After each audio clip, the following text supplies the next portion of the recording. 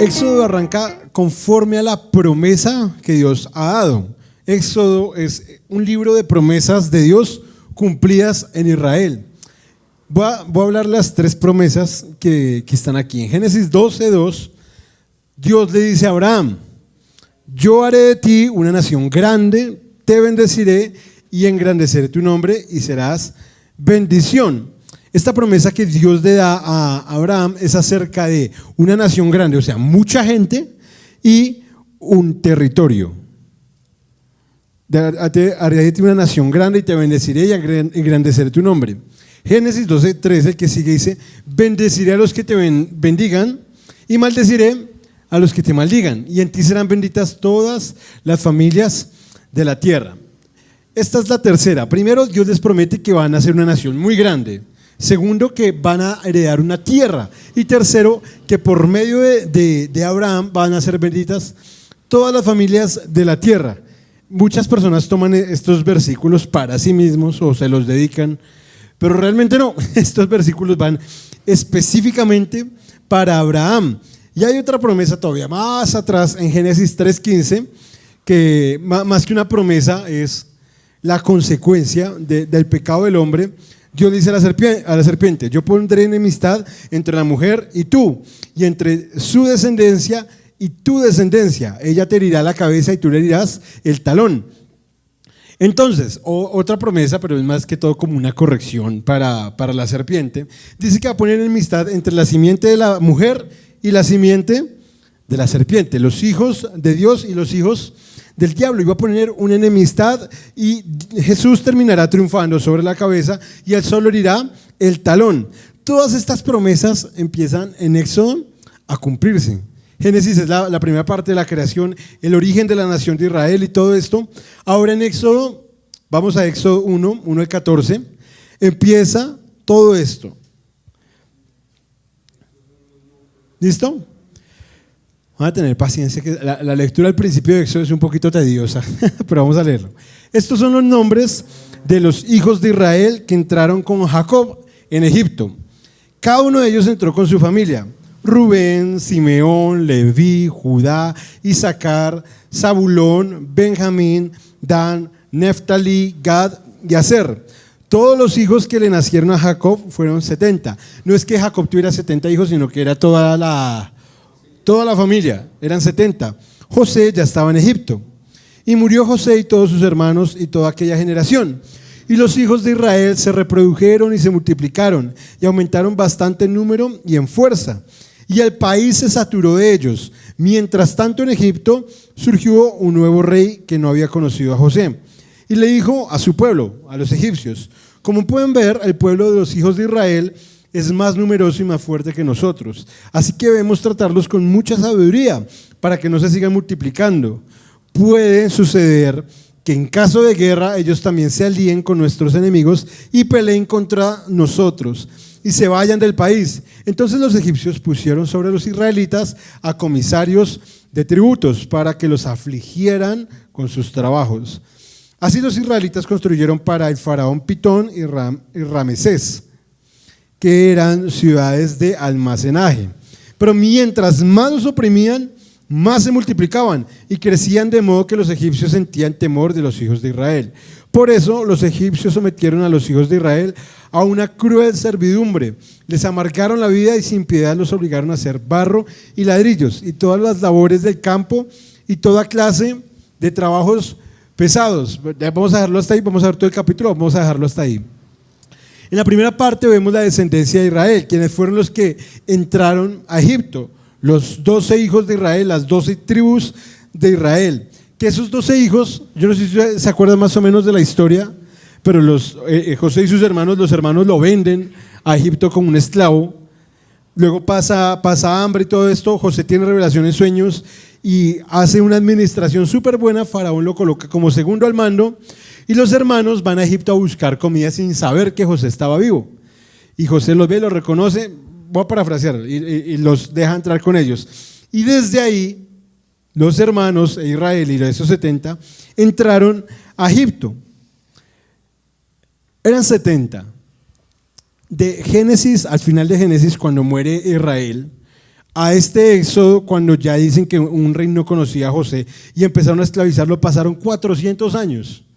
Es muchísimo tiempo, pero no es tanto tiempo como para que se multipliquen 70 personas en aproximadamente 2 millones de personas, que eran los hebreos en ese tiempo. 2 millones de personas, de 70 a 2 millones en 400 años, eso es muy rápido. Eso es rapidísimo. Entonces vemos, usted puede hacer el check de las promesas de Dios a los hebreos y se está cumpliendo la primera. Y los hijos de Israel se reprodujeron y se multiplicaron y aumentaron bastante en número y en fuerza, y el país se saturó de ellos. La promesa de Dios a Abraham, haré de ti una nación grande, empieza a cumplirse en Éxodo. Abraham tuvo a Isaac, ¿sí o no? Isaac, ¿a quién tuvo? A Jacob y a Esaú. Hasta ahí la nación grande, como que ahí más o menos. Jacob tuvo 12 hijos. Allá pues creció mucho, pero pues 12 tampoco es que sea tanto. Después los 12 hijos se multiplicaron en 70, entre esposas, hijos, criados, llegaron a ser más o menos 70. Y al cabo de 400 años eran más o menos 2 millones de personas. Eso es una cantidad de gente increíble. Y los egipcios estaban asustados. El faraón estaba asustado. Surge un rey que no conoce a José. José y los judíos eran muy queridos. Yo estuve leyendo Génesis antes de eso, cuando murió Israel, cuando murió Jacob. José dice: yo quiero hacer para mi papá un buen velorio, pero en Canaán. Él no quiere ser enterrado aquí en Egipto. Tengo que ir a Canaán a enterrarlo, de donde él es. Y fueron, y dice que lo acompañaron rodeados los soldados egipcios y lo llevaron. O sea, se ve un amor de ese pueblo de Egipto hacia los hijos de Israel. Pero 400 años en el tiempo se olvidó ese amor. Y empezaron a ver cómo ellos empezaron a ser más fuertes y más grandes, y ellos tuvieron miedo. Ahora surge un rey que no conoce a José y tiene miedo. Tiene miedo porque empieza a ver cómo ellos empiezan a creer. ¿Por qué Faraón quiso esclavizar a los hebreos? La razón principal es el temor, era el miedo. Era un pueblo muy grande al que ya le tenían miedo. Llegaban a ser más numerosos que ellos. El miedo de Faraón es que se siguieran multiplicando, y la solución: esclavizarlos y amargarles la vida, fastidiarles la vida hasta el cansancio. Dice la Biblia: entonces los egipcios pusieron sobre los israelitas a comisarios de tributos para que los afligieran con sus trabajos. Yo creo que acá todos estamos de acuerdo que no hay nada más feo que tener un jefe hostigante, que usted está trabajando y está haciendo bien su trabajo y lo está hostigando todo el tiempo, lo está apoyando, lo está fastidiando. Tener a alguien todo el tiempo sobre uno es fastidioso. Y ellos no lo hacían con la labor de que trabajaran bien, sino el objetivo principal era fastidiarlos. Era fastidiarles la vida. Y en estos 400 años, desde que muere José hasta ahorita, Dios no había hablado con Israel nada. Y hasta lo que vamos de la historia, Dios no había hablado con Israel nada, no tenía Dios no estaba activo, obviamente estaba presente, pero no estaba activo para ellos. No sé si en estos 400 años, cuando empezaron a ser esclavos, venía a su cabeza la promesa a Abraham: haré de ti una nación grande y te daré la tierra que vas a heredar y de tu simiente. No sé si ellos lo recordaban, pero al parecer no. Versículo 14 dice: les amargaron la vida y sin piedad los obligaron a hacer barro y ladrillos y todas las labores del campo y toda clase de trabajos pesados. Algo que me impresiona acá, que es el versículo anterior, dice: pero mientras más los oprimían, más se multiplicaban y crecían. ¿Cuál era el objetivo de Faraón al hostigarlos? Que dejaran de multiplicarse, que ya no tuvieran más hijos, que ellos dijeran: no, la situación está muy difícil, ya dejemos de tener hijos, que vamos a traer hijos No, empezaron a hostigarlos, y ellos ¿qué hacían? Tenían más hijos, y entre más los hostigaban, más se multiplicaban. Les amargaron la vida y sin piedad los obligaron a hacer barro y ladrillos. Yo creo que ese trabajo debe ser muy cansón. Imagínense en Egipto con ese calor y usted fundiendo ladrillos, usted haciendo, si han visto los de las pirámides y todo eso, dicen que muchas cosas que vemos en Egipto antiguo fueron hechos por los israelitas ahí mientras eran esclavos. Y hágale. Y Faraón dijo: bueno, los esclavizamos, se aburren. ¿Pero qué pasó? Los esclavizaron y se empezaron a multiplicar. ¿Aburridos? sí, pero multiplicados, más se multiplicaban. Versículo 15, dice: además, el rey de Egipto habló con Cifra y con Fua, que eran las parteras de las hebreas, y les dijo: cuando ustedes ayuden a las hebreas en sus partos, fíjense en el sexo. Si es niño, mátenlo; si es niña, déjenla vivir. Pero las parteras temieron a Dios y no hicieron lo que el rey de Egipto les mandó, sino que le salvaron la vida a los niños. Entonces el rey de Egipto mandó llamar a las parteras y les dijo: ¿por qué han hecho esto de salvar la vida a los niños? Y las parteras les respondieron: es que las hebreas no son como las egipcias, son mujeres robustas y fuertes, y dan a luz antes de que la partera llegue a ayudarlos. Primera estrategia del faraón: esclavizarlos, amedrentarlos, fastidiarlos. Segunda estrategia del faraón: matar a los niños recién nacidos. Pone 2 parteras de origen egipcio para que atiendan los partos de los niños, pero si nace niño, ¿qué tienen que hacerlo? Matarlo. Si nace niña, dejarla vivir. Y esto es imposible no relacionarlo con Mateo 2, 13 al 15. Si quiere, vaya rápido a Mateo 2, 13 al 15. Dice: después de que los sabios partieron, un ángel del Señor se apareció en sueños a José y le dijo: levántate, toma al niño y a su madre y huye a Egipto. Quédate allá hasta que yo te diga, porque Herodes buscará al niño para matarlo. Cuando él despertó, tomó de noche al niño y a su madre y se fue a Egipto. Y se quedó allá hasta la muerte de Herodes. Esto sucedió para que se cumpliera lo que dijo el Señor por medio del profeta: de Egipto llamé a mi hijo. Vamos a dejarlo hasta ahí. Dios se le aparece en sueños a José y le dice: José, váyase porque van a matar al niño. ¿Cuál era la orden de Herodes? Que es después de esto, está en el 16, 17. La orden de Herodes es: todo niño menor de 2 años, mátenlo. La orden de Faraón es: todo niño que nazca, mátenlo.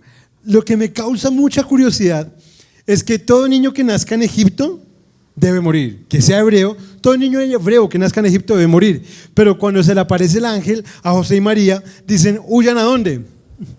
A Egipto. O sea, es lo mismo, pero todo lo contrario. Son paradojas de la Biblia, que es muy chistoso que donde hubo muerte para los niños fue el lugar de refugio para que Jesús viviera. Y me encanta cómo Dios hace los lugares de muerte lugares de vida. Más adelante vamos a ver otro ejemplo, pero como Dios lleva la contraria a lo que el hombre piensa.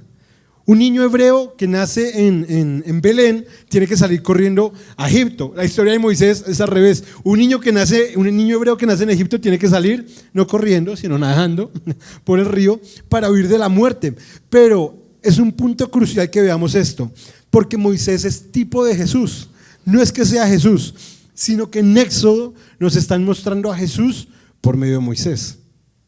Desde pequeños, desde antes de nacer, estaban buscando matarlo para que no pasara lo que viniera más adelante. Tanto Faraón como Herodes tenían un miedo, y es que los derrocaran, y es que su reinado se acabara. Ese fue el corazón de Faraón y el corazón de Herodes para matar a los niños.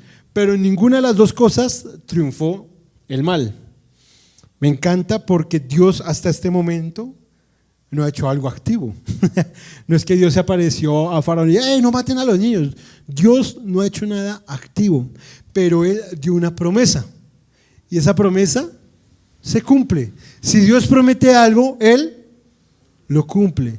Y Éxodo se trata todo el tiempo de esto. Dios sostiene su promesa a pesar de. Dios prometió algo y Dios lo cumple. Así yo me oponga, así la gente se oponga. Si Dios prometió algo, ¿quién es el ser humano para doblegar la voluntad de Dios y decir no cumples esto? No podemos hacer nada. La promesa de Dios se cumple. Dice: pero las parteras temieron a Dios y no hicieron lo que el rey de Egipto les mandó, sino que le salvaron la vida a los niños.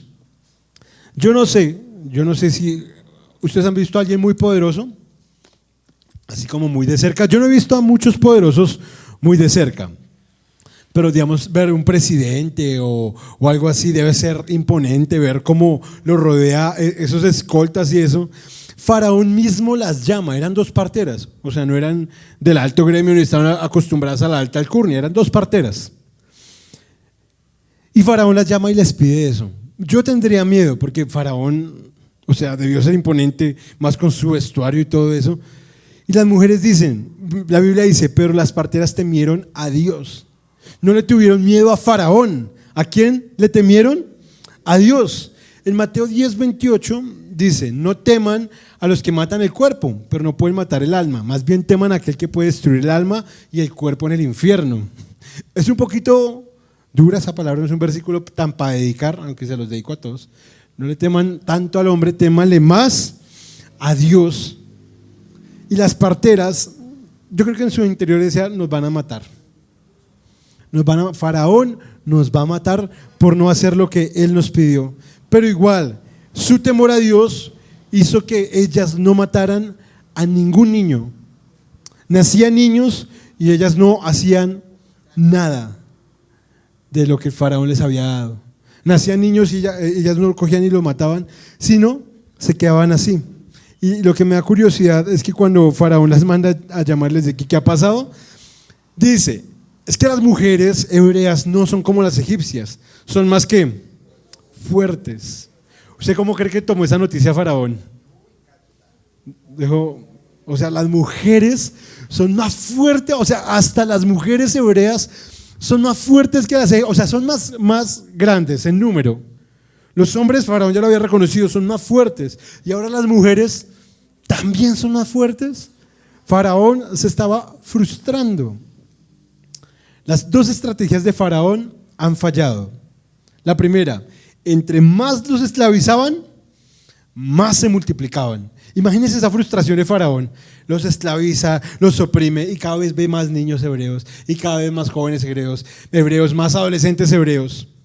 Hay una frase de Paul Washer que me encanta, dice, la persecución nunca le ha hecho daño a la iglesia, la prosperidad sí. Mientras ha habido persecución, la iglesia ha crecido muchísimo. No me acuerdo qué país es, en una de las guerras donde ganó el comunismo, prohibieron la religión cristiana. Luego ese gobierno fue derrocado y todo eso, y cuando hicieron investigaciones, habían túneles subterráneos que conectaban casas. Y eso era para que la iglesia se congregara. La gente se metía en túneles y predicaban en cloacas. Predicaban ahí donde pasaban las aguas negras y se reunía la iglesia en esas alcantarillas. Y dicen los historiadores que la iglesia creció mucho más en ese tiempo que antes, donde se permitía predicar el evangelio. Hoy por hoy acá en Colombia es permitido predicar el evangelio, pero hay muchas iglesias llenas de personas, pero vacías de Dios. Porque pues no hay persecución. A la hora que venga persecución, como que se prueba quién es cristiano, quién no, quién está bien parado y quién no. La persecución nunca le ha hecho daño a la iglesia. Y hay un ejemplo muy chévere en Hechos 8:1, cuando matan a Esteban. Dice, Saulo estuvo de acuerdo con la muerte de Esteban y ese día se desató una gran persecución contra la iglesia que estaba en Jerusalén.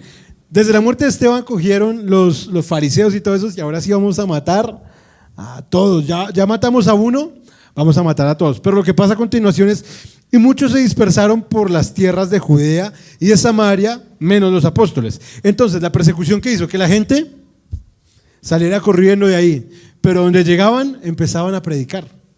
Entonces, aunque parecía la situación adversa y oprimían, más se multiplicaban. Y es algo que pasa. O sea, a mí me encanta eso del evangelio, que cuando uno ve todo perdido, realmente es cuando Dios está haciendo su obra. Cuando yo veo más persecución, no es que, ay, pobrecito yo, que me persiguen. Entre más persecución haya es porque Dios está haciendo su obra. Y yo confío en las promesas. Cuando estaba preparando la predicación, fue inevitable no pensar en la canción de Las salvaciones del Señor. Esa canción se venía a la cabeza cuando es, me aferro a sus promesas que en Cristo ciertas son. Pero no las promesas de carros, de que todo va a estar bien, de que playa, de que dinero. No. En Mateo 16:18, Jesús le dice a Pedro, yo te digo que tú eres Pedro y sobre esta roca edificaré mi iglesia. Y esta promesa, y las puertas del Hades no podrán vencerla. A veces uno se asusta de qué va a pasar con la iglesia si es perseguida. Uno piensa que entre más persecución haya, entre más adversidades haya, la iglesia se va a acabar. Pero la Biblia dice, las puertas del Hades de la Hades no prevalecerán contra la iglesia, no podrán vencerla. Entonces, Faraón, primera estrategia, ¿funciona? Falla, aprieta y más se multiplican. Segunda estrategia, que es la que falló, la segunda que falló, vamos a matar a todos los niños que nazcan. Era una estrategia buena, ¿no? No podemos controlarlos, pues vamos a matarlos.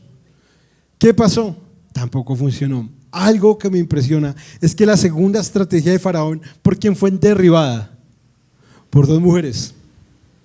No fue por un ejército, ni por toda la fuerza, no, dos mujeres que temieron a Dios. No necesitó algo más, algo extraordinario, un ejército increíble. Dos mujeres que decidieron temerle a Dios. En 1 Corintios 1:27 es uno de mis versículos favoritos, dice: sino que Dios eligió a lo necio del mundo para avergonzar a lo sabio y lo débil del mundo para avergonzar a lo fuerte. Si Dios hubiera preparado un ejército y todo eso, la gloria se lo hubiera llevado el ejército y al final todos los hebreos aplaudiendo al ejército y todo eso. La gloria no se la llevó nadie más que Dios, que dos parteras que no se vuelve a saber de ellas en toda la historia decidieron temer a Dios. Esa decisión de no hacer lo que Faraón dice, de no hacer lo que el hombre dice, sino lo que Dios dice, hizo un antes y un después en esto. Versículo 20 de Éxodo 1, dice: y Dios trató bien a las parteras. Es la primera vez que Dios aparece como activo. Y Dios trató bien a las parteras, y el pueblo llegó a ser cada vez más numeroso y más fuerte. Ahora, Faraón tenía el miedo de la gente que estaba creciendo y que eran más fuertes. Y por toda esta persecución dice que ahora el pueblo es más numeroso, o sea, mucho más grande y más fuerte. Yo creo que Faraón estaba muy asustado. Y como las parteras tuvieron temor de Dios, él hizo que sus familias prosperaran, las familias de las parteras. Pero el Faraón ordenó a todo su pueblo, ya no fue solo a las parteras, sino a todos los egipcios: echen al río a todos los niños que nazcan, pero dejen con vida a todas las niñas. La orden de Faraón, la tercera estrategia. Primera estrategia, ¿cuál fue? Vamos a esclavizarlos. Segunda estrategia, las parteras van a asesinar a los niños que nazcan. La tercera, todo el pueblo que vea un niño hebreo tiene que lanzarlo al río. ¿Qué tal el corazón de Faraón? Muy duro, ¿no? Matar bebés, mandarlos al río. Entonces, el Faraón ordenó a todo su pueblo: echen al río todos los niños que nazcan, pero dejen con vida a las niñas. No quiero hacer spoiler de lo que viene después, pero voy a hacerlo, porque son las tres estrategias de Faraón. En Éxodo 2:3, el que viene, dice: pero como no pudo esconderlo más tiempo, a Moisés, que tenía 3 meses, tomó un cesto de juncos, lo calafateó con brea y asfalto y colocó allí al niño y lo dejó en un carrizal a la orilla del río. ¿La orden cuál era? Los niños que vean al río. Ella dice: bueno, vamos a mandarlo al río, pero vamos a hacerle una canastica, montaron al niño para el río. Yo sé que muchos conocen la historia y la vamos a ver de hoy en 8 días, que se la encontró la hija de Faraón. Al niño lo encontró la criada de la hija de Faraón y lo trajo, y ahora el niño hebreo es nieto de Faraón. Me encanta cómo la Biblia usa esas paradojas. Faraón persiguiendo a los hebreos y terminó siendo abuelo de quién iba a hacer todo ese trabajo. Y la que lo creaba era la hija de Faraón. Me encanta cómo Dios usa todas estas cosas. Lo que él dice: Faraón dice: este río, échenme todos los niños a ese río, mátenlos. Y ese mismo río Dios usa para llevar vida a todos. Donde morían niños constantemente, porque estos niños no se salvaban. Cuando leamos de hoy en 8 vamos a ver que a Moisés tuvieron que esconderlo hasta los 3 meses. Pero el niño que veían, niño para el río. Pero Dios extiende su misericordia para todo Israel con un niño que es Moisés. Algo que me encanta de esto, y es la tipología de Jesús que podemos ver en esta historia. Es como ver desde antes de nacer cómo lo perseguían, cómo le hacían persecución a quien los iba a liberar. Eso lo podemos ver también en Jesús, pero como un niño en medio de un caos llega y es criado en medio de un pueblo que no es el suyo, para liberarlos más adelante. Y es la historia de Jesús vista desde Éxodo. En conclusión, las promesas de Dios permanecen para siempre. sin importar lo que se oponga o qué tan fuerte sea el enemigo. Jesús ya vino y decidió dejarnos la promesa que volverá. Y nada en este mundo podrá enfrentarse a las promesas de Dios. Nada en este mundo podrá hacer frente a la promesa de Dios. Si Dios ya nos prometió algo, Él lo va a cumplir. Ese es nuestro descanso, ese es nuestro alivio. Si Dios prometió algo, Él lo va a cumplir. Tengo 3 aplicaciones rápidas.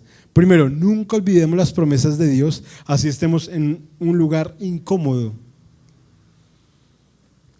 Y acá quiero hacer un paréntesis rápido. Las promesas de Dios no son las que alguna vez un señor o una señora me dijeron que era de parte de Dios, porque puede que eso falle o no sea 100% real. Lo que es 100% real es lo que está escrito. Y en esas promesas es que yo decido poner mi confianza. Segundo, no perdamos la fe en las adversidades. Dios siempre cumple lo que ha prometido. Si Dios lo dijo, Dios lo hace. Él no va a engañarnos, Él no va a mentir. Si Dios dijo que va a hacer algo, Él lo va a hacer. Y número 3, hay una promesa que Dios nos ha dado. En Salmo 51, 17. Los sacrificios de Dios son el espíritu quebrantado. Al corazón contrito y humillado no despreciarás tú, oh Dios. Para mí esta promesa de que Dios no desprecia al corazón que se humilla es un alivio. Y yo quiero que sea un alivio para todos ustedes. Porque si ustedes se acercan en humildad a Dios, Él no los va a despreciar jamás. Antes de eso está que al altivo lo mira lejos, pero aquel que se acerque humildemente a Dios, Dios lo va a tener cerca. Hay tantas promesas de Dios en la Biblia para nosotros que cuando venga la adversidad yo quiero y los animo mucho a que descansen en Dios, a que usted pueda encontrar ese refugio en Dios. Así parezca que todo vaya mal, así parezca que todo está patas arriba, nosotros podemos descansar en Dios. Yo quiero que ahí por un momento cierre los ojos y piense en todas las promesas de Dios que usted ha leído en la Biblia. Que usted pueda traer a su mente y a su corazón todo lo que Dios ya le ha prometido desde antes. Y usted pueda decirle: Señor, gracias porque en tus promesas está mi esperanza, Señor. Así parezca que haya persecución en mi vida, así parezca que hayan problemas constantemente en mi vida, Señor, mi esperanza es que tú reinas, Señor. Mi esperanza es que tú eres soberano sobre todo.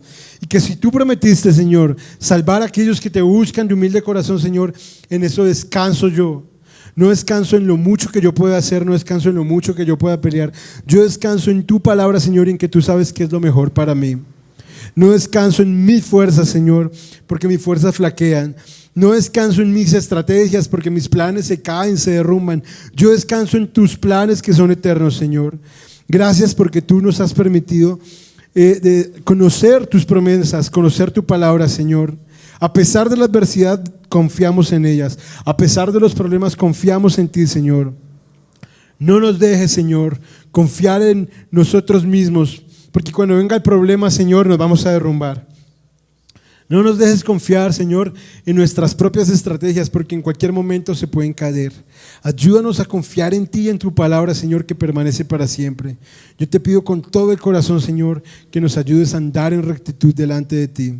Que todos los planes, que todos los proyectos que tenemos, Señor, sean conforme a lo que tú quieres. Ayúdanos, Señor, a siempre estar rectos delante de ti. Ayúdanos a confiar en ti. Ayúdanos a descansar en ti, Señor. Porque sabemos que nada, Señor, de lo que hay en nosotros puede doblar tu brazo, Señor, a nuestro favor. Lo único, Señor, que nos sostiene, Señor, lo único que está a nuestro favor todo el tiempo es que tú has prometido estar con nosotros todos los días hasta el fin, Señor. Yo te pido para que todos podamos descansar en ti, para que todos podamos hacer, Señor, tu voluntad y no la de nosotros. Amén. Amén. Un fuerte aplauso al Señor.